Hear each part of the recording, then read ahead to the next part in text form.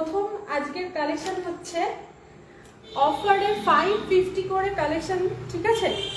এগুলোর প্রাইস হচ্ছে 550, হ্যান্ডলুম, একদম কটন হ্যান্ডলুমের মধ্যে যাচ্ছে। সবাইকার দেখো ফেভারিট ব্লু কালার দিয়ে স্টার্ট করছি। শাড়িটার কালারটা দেখো, কি দারুণ ব্লুটা দেখো যাচ্ছে। তোমরা ক্লিয়ারলি দেখতে পাচ্ছ কিনা বলবে। হ্যাঁ দেখো এইভাবে যাচ্ছে পুরো শাড়িটা, লুকসটা দেখো।